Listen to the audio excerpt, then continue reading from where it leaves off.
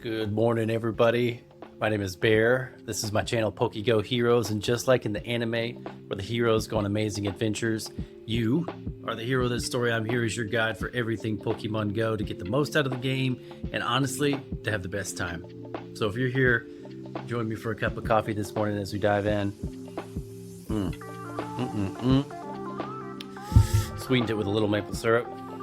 My goodness, fall is in full swing.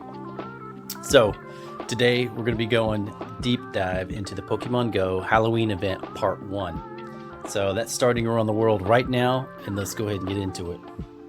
So this is arguably one of the best events of the year, this Halloween event, and you'll see why as we go through it. So it starts today, 10 a.m., and it goes through Monday, October 28th at 10 a.m. local time. This is the format of this video. We're going to go through all the details of the event, and then we're going to go through all the spawns and the raid encounters, and we're going to go through the PvE viability of them, and then the PvP viability of them. If you don't know what those are, PvE are player versus environment, so things like raids, and then PvP is obviously player versus player, which is battling. So let's get into the event itself. 2 times candy for catching Pokemon. Increased chance for trainers level 31 and up to get Candy XL for a nice throw or better. Increased chance to encounter shiny Umbreon in raids and shiny Zorua in the wild. So the new Pokemon that's making its debut during this event is Morpeko. If you don't know, Morpeko has 2 versions of itself. It's got the full belly version. It's got the electric and the dark version, full belly and hungry version. So it can switch back and forth between an electric and dark type, and we'll go in, and this is in PvP, this is a whole new feature. And I could see this making way for things like Dynamax and Gigantamax in PvP, but we'll see. We're going to dive into Morpeko and its stats here shortly, and its moveset, and if it's good for PvP or raids. In the Go Battle League, there's going to be a Halloween Cup, and you're probably going to, if you want to participate in that, I think today's Spotlight Hour is going to be a good one for that. So there's going to be, of course, the decorated background. Every year they update the map to have that spooky fall feel to it. I think it's very fun. Lavender Town music, I don't know how many people play with the sound on, but you might want to switch it up if you're out playing by yourself. Crank that music and just enjoy the nostalgia of the Lavender Town music. For those of you that don't know, Lavender Town was the spooky town, the place where you would encounter Ghastly in Pokemon Red and Blue. Alright, for spawns, let's do an overview of the spawns, and then we're going to deep dive in at the end. So we got Zubat, Spinarak, Murkrow, Mischievous, Shuppet, Drifloon, Purloin, Zorua, Frillish, Litwick, and Greavard. And then for the rare spawns, we'll have Sableye and Absol. Such a cool spawn pool. I want hundos of, so about half. I've got about half those. Alright, raids. Max battles. Dynamax Ghastly will make its debut.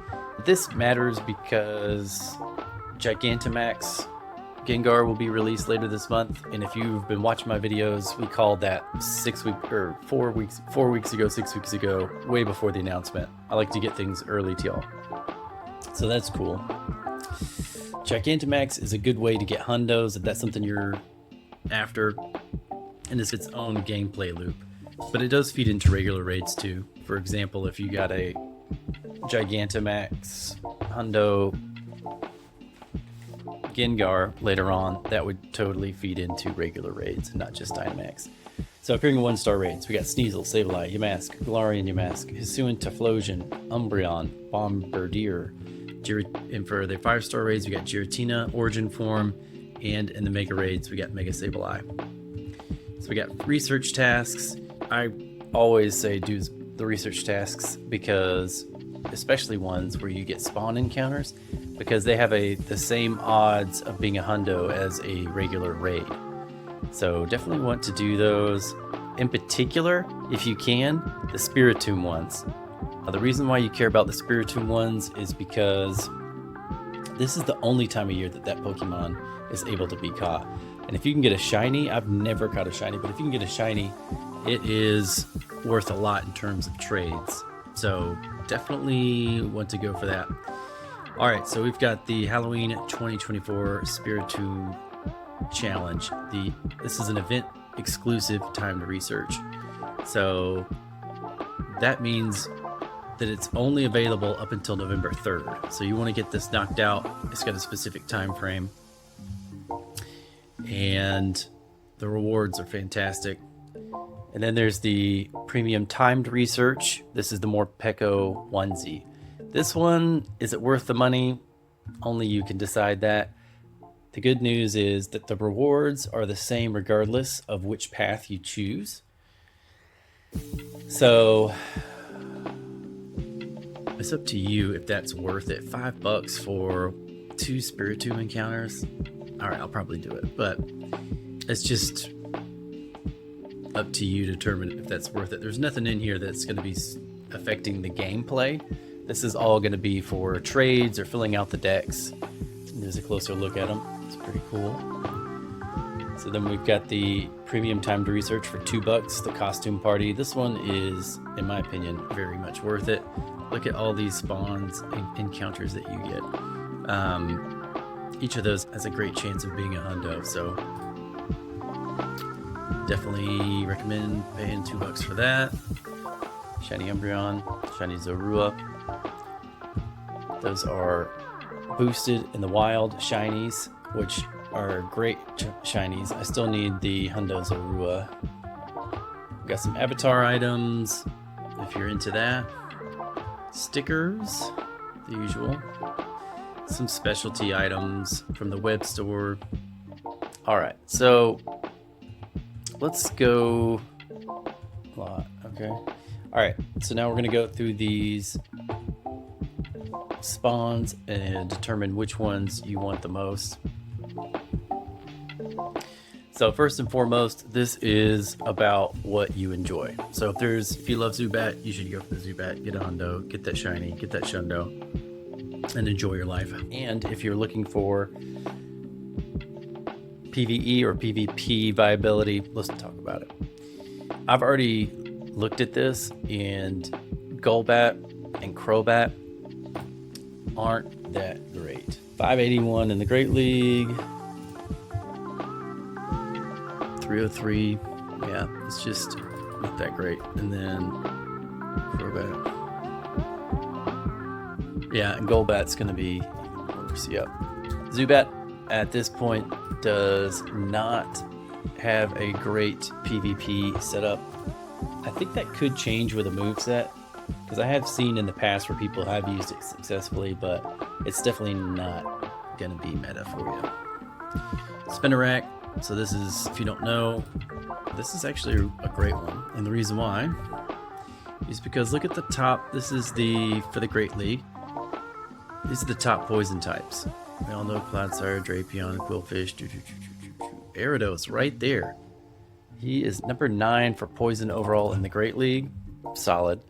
And then number 1 bug type. It's because he got that poison sting buff this season.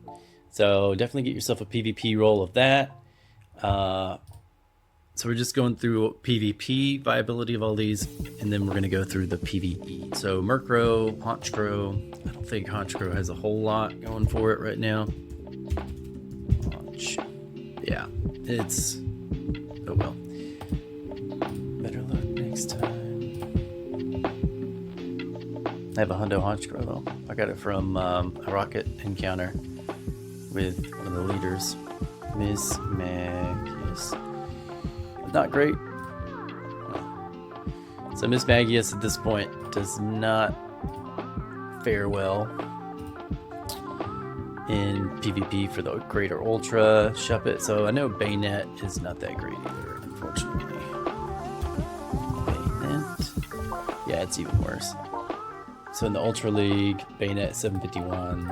I'm sorry, Great League 751, and Ultra League 394. Yeah, so that's more the fun of it. Now Drifloon, if I remember right, does have some viability. So Drifloon, number 95 in the Great League, which puts it 8th place overall in the Great League for ghost types. And then number 4 overall ghost type in the Ultra League ranking. So definitely going to want to get a PvP roll of that. So we've gone through the first row. To summarize it, you want a PvP roll of Spinarak and Drifloon. I know Purloin doesn't do a whole lot here. Lipard. Yep, it's not great. 856 in the Great League. Nothing to write home about. So row Arc. Yep, not great in the... It's a rank 760 in the Great League, and then in the Ultra League, way on down there. Let's check Jellicent. Not bad in the 176 in the Great League. Yeah, top 20 in the Great League. Not bad. And then the Ultra. It's a rank 145 in the Ultra League. Again, top 20 in the Ultra League, so decent. So that might be worth getting one for. I know Litwick, Chandelure. Yeah, not great for PvP though. Chandelure. Yeah, 548 in the Ultra League, and then in the Great League, Chandelure is at 628. So nothing great there as far as PvP goes. So you got Grievard, Houndstone. Yeah, 470 in the Great League, 252 in the Ultra. And the reason why I'm not doing Master League on any of these is that I just know that they don't have a high enough CP to be top tier. We can go ahead and look at Sableye. I know Sableye is still good. Regular Sableye, top 20. Top 20 in the Great League if you're interested in regular Sableye. If you really want to push Sableye, you would need a Shadow Sableye, which I think I have. Alright, and then... yeah, okay. Not even in the top 20 for the Ultra League. And then Absol. Yeah, Absol's above, oh my goodness, it's in the 900s for the Great League, and then for the Ultra League in the 600s. So there we go. So that's the PvP. To summarize the PvP viability of the wild spawns, you're going to want to get Spinarak, Drifloon, Frillish, and maybe Sableye for the candy. But those are the ones that you're going to want to focus on for PvP. So let's talk about the PvE viability of these. How do these things do in terms of attackers, in terms of damage per second? So Chandelure is top tier non-mega attacker, so you definitely want to get that. And then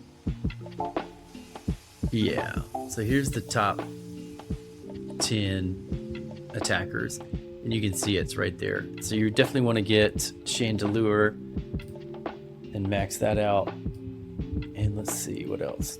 Absol and Sableye both have megas, which is going to automatically push them to the top of those types. So Sableye Ghost and Dark, and then Absol Dark. Yeah, see, Mega Absol's up there. So yeah, to summarize the PvE for this, you're going to want to focus on whichever of these Pokemon you like. But if you're wanting to just do raw damage, you're going to want to shoot for the Hundo Litwick to get that Chandelure, or the Hundo Sableye, or the Hundo Absol. Alright, moving on. So we've got max battles, already talked about these. You're going to want that Dynamax Gengar to try to get the Gigantamax Gengar later. I believe that's going to take up to 10 people. That's what they're saying. That's what the rumor on the streets say. So that's quite the undertaking. Alright, let's talk about raids. So PvE and PvP viability, we already talked about Sableye. If you didn't watch my last video where there was the Yamask Research Day, Galarian Yamask is the better of the two, and in PvP. And yeah, I'll just show you, run through it one more time for the people in the back. So Runerigus is in the top 10 for the Great League in terms of ghost types. So that's awesome. Definitely want to get yourself a good Galarian Yamask PvP roll, which would be somewhat tough to do in a raid because of the IV floor for raids, but you could still catch it and trade with a friend and have it re-roll in your favor. Runerigus is also really good in the Ultra League. So you're going to want to get a Runerigus for either one of the Great or the Ultra. And Weavile, unfortunately, is in the 500s or something in the Great League, and in the Ultra League, it's even higher. So not super great for PvP. PvP for the 3-star raids, Umbreon is still good. That's 116 in the Ultra, number 78 in the Great League. Yeah, top 12 or so in the Great League, and top 15 in the Ultra. So yeah, it's still PvP viable. Hisuian Typhlosion. Let's just see. Yeah, 383 in the Ultra League for Hisuian Typhlosion, and then in the Great League, 280. Okay. Nothing too great there. And Bombardier, I just know that it's not great in PvP. Giratina, Origin form, fantastic in the Master League. Giratina, Origin, number 21. Yep, it's great. And then number 106 in the Ultra League. Shrug there. Yeah. And then it'd be really hard to get one for the Great League unless you traded it and got a 1-star or something. But all right, so for the PvP, the summary here is you want the Galarian Yamask for that Runerigus for both the Great and the Ultra League. Umbreon does great in the Great and Ultra League as well for a Dark type, and is really tanky, as I recall. So that's the PvP summary. PvE, you can use, none of these are going to be the top of their damage dealers except for Sableye, which we already talked about. Right, and then appearing in 5-star raids, the Giratina, we talked about the PvP viability of that. PvE, it's one of the best. A+ tier, so it's in the top 15 of ghost type attackers for PvE. That's according to Game Press, which is reliable. Some additional tips. The emphasis for this event is obviously candy, so you're going to want to use Pineapple berries, you're going to want to use silver Pineapple berries, you're going to want to use a Mega Evolution. If you don't know, when you Mega Evolve a Pokemon, you will get more candy that way as well. So you're going to want to evolve a Ghost or a Dark type. Mega Sableye would be top choice, followed closely by other Ghost types like Bayonet or Gengar. They each have Megas.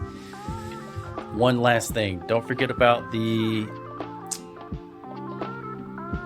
Spotlight Hour tonight. You're going to want to go participate. Get yourself a PvP Duskull PvP roll of all the Pokemon spawning tonight. Yeah, okay. So one last thing, you're going to want to make some time for the Spotlight Hour tonight if you can. All 3 of these Pokemon are fantastic in their own way. So you've got Ghastly with the Mega Gengar. It's one of the, if not the best DPSing Pokemon out there. You know what we should talk about too? The PvP viability of Ghastly. He's not a featured Pokemon, but he's good. He's definitely number 1 in terms of DPS, or I should say. He's top tier for raids and doing damage in that way. In PvP, not so much, but I think he's just a moveset away from having that be the case.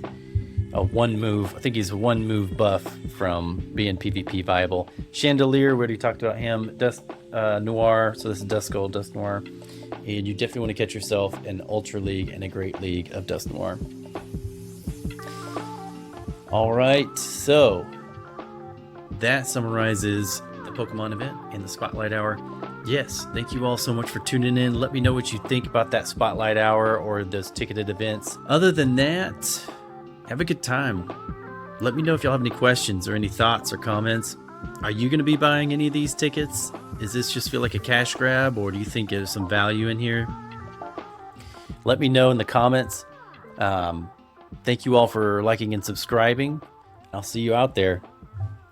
Have a good one.